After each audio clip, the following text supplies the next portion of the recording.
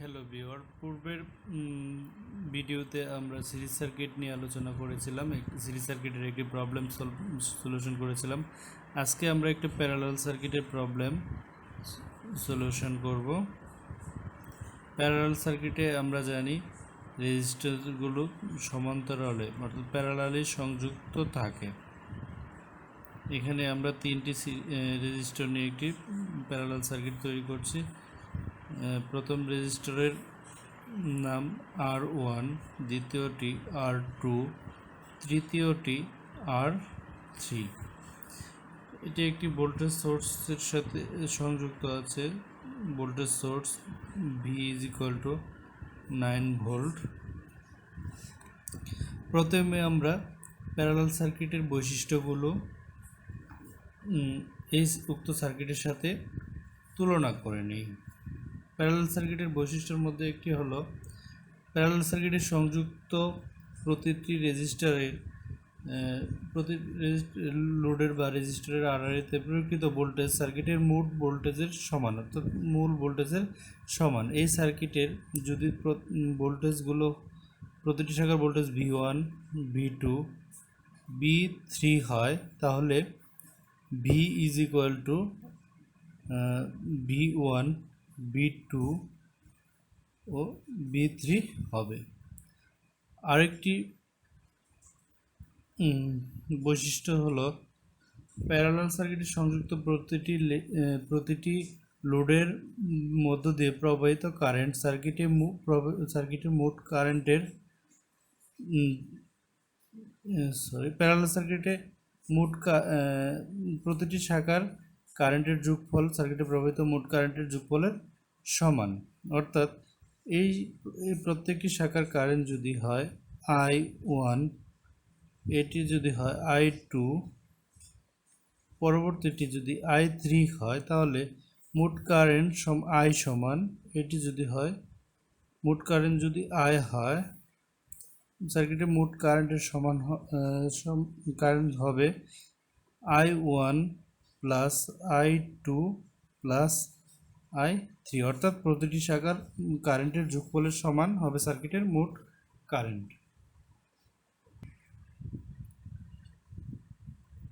অপর আরেকটি বৈশিষ্ট্য হচ্ছে প্যারালালে সংযুক্ত প্রতিটি রেজিস্ট্যান্সের মান উল্টাইয়া যোগ করলে যোগফল সমতুল্য রেজিস্ট্যান্সের উল্টানো মানের সমান। অর্থাৎ যদি আমাদের এই উক্ত সার্কিটের সমতুল্য রেজিস্ট্যান্সের মান RT হয় 1/RT, অর্থাৎ 1/RT = 1/R1 + 1/R2 + 1/R3 হবে। অর্থাৎ প্রতিটি রেজিস্ট্যান্সের উল্টানো মানের যোগফল সার্কিটের মূল রেজিস্ট্যান্সের উল্টানো মানের যোগফলের সমান হবে। সুতরাং এই সার্কিটের রেজিস্ট্যান্সের মানগুলো আমরা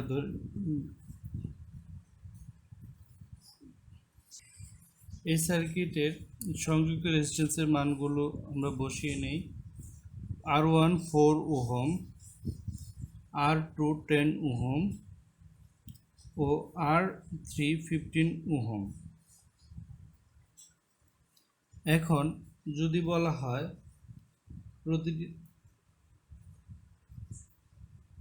প্রতিটি শাখার কারেন্ট, অর্থাৎ I1 = what, I2 = what, I3 = what, অর্থাৎ প্রত্যেকটি শাখার কারেন্ট বের করতে হবে এই সার্কিটের। এটা প্রবলেম। তো আমাদের প্রথমে কি বের করতে হবে? প্রতিটি সার্কিটের মোট কারেন্ট বের করতে হলে আমাদের ভোল্টেজ সোর্স ভোল্টেজ জানা আছে। সার্কিটের মোট কারেন্ট বের করতে হবে। সার্কিটের মোট কারেন্ট বের করতে হলে সার্কিটের মোট রেজিস্ট্যান্স বের করতে হবে, অর্থাৎ RT বের করতে হবে। তো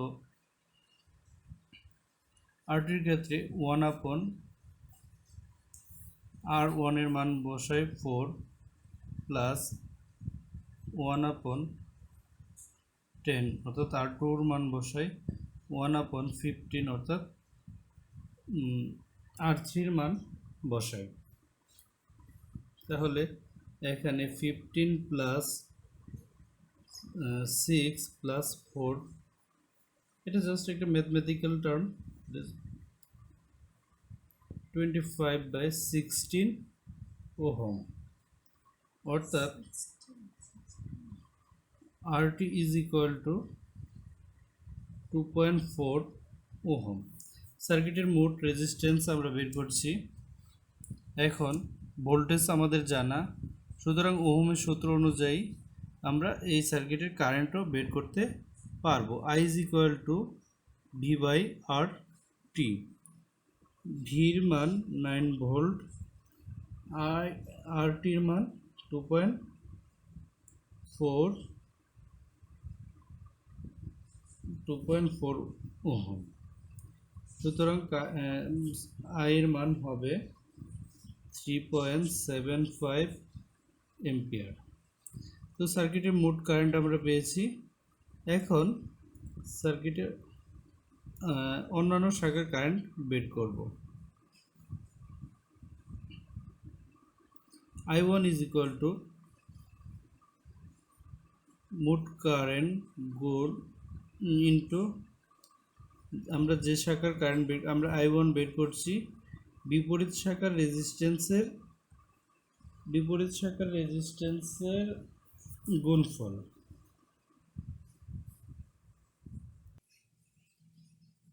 বিপরীত শাখার রেজিস্ট্যান্স আমাদের 10 ওহম ও 15 ওহম, দুইটি রেজিস্ট্যান্স পরস্পর প্যারালালি, সুতরাং 15 প্যারালাল 10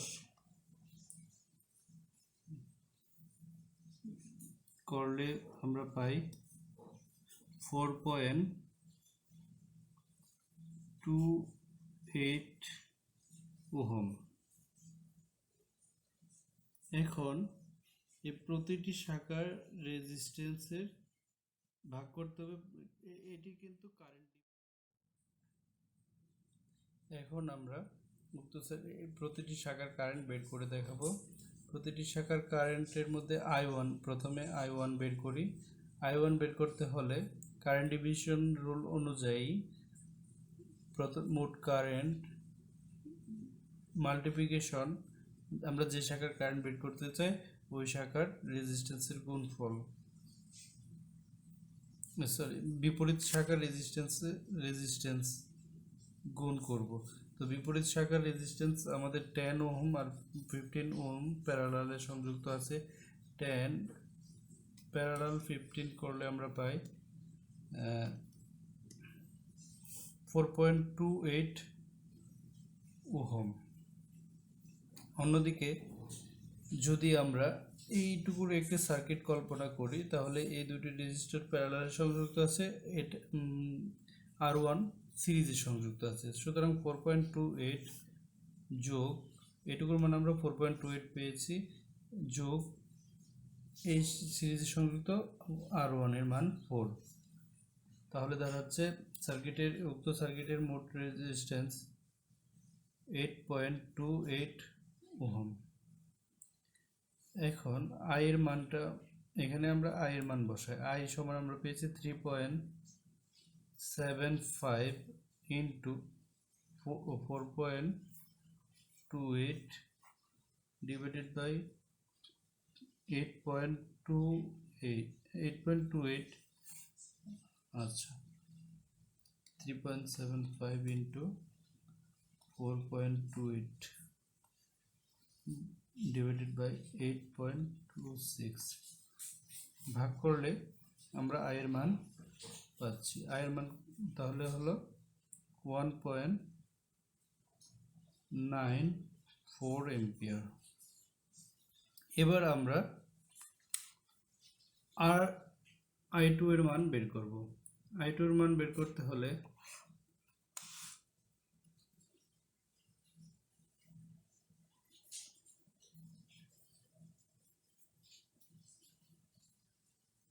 I2 এর মান বের করতে হলে আমরা মোট কারেন্ট থেকে এখান এই শাখার কারেন্টটা বের করে নিই। এখানে একটি কারেন্টের নাম দিলাম I2 প্রাইম। I2 প্রাইমটা বের করব।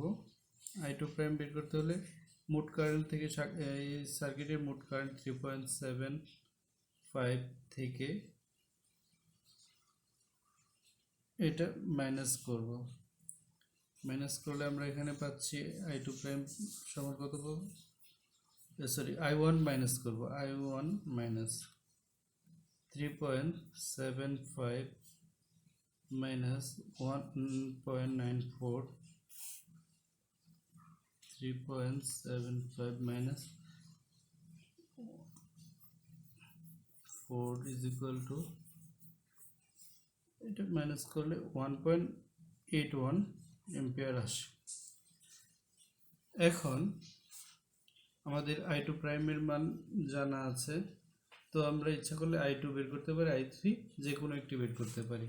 তো আমরা প্রথমে I2টা বের করি। I2 বের করতে হলে আমাদের উক্ত সার্কিটের মূল কারেন্ট কত, I2 প্রাইম ইনটু আমরা যে শাখার কারেন্ট বের করছি তার বিপরীত শাখার রেজিস্ট্যান্সের গুণফল। বিপরীত শাখার রেজিস্ট্যান্স 15, উক্ত সার্কিটের ডিভাইডেড বাই উক্ত সার্কিটের মূল রেজিস্ট্যান্স। এখন খেয়াল করি আমরা এই সার্কিটের ক্ষেত্রে কি আছে, এই রেজিস্ট্যান্স সিরিজে আছে, সিরিজে থাকলে 10 প্লাস 15, I2 সিঙ্গেল প্রাইমের মান বসাই 181 ইন্টু 15 যোগ করলে 25। এখন আমরা ক্যালকুলেটরের সাহায্যে ক্যালকুলেশন করি। 25 রেজাল্ট আসলো 1.086 এম্পিয়ার। যেহেতু আমাদের সার্কিটে এখানে মোট কারেন্টের মান জানা, I2 মান বের করছি, সহজে আমরা I3 বের করতে পারি। I3 is equal to I2 prime minus I2, তাহলে I2 প্রাইম 1.81 মাইনাস I2 0.86,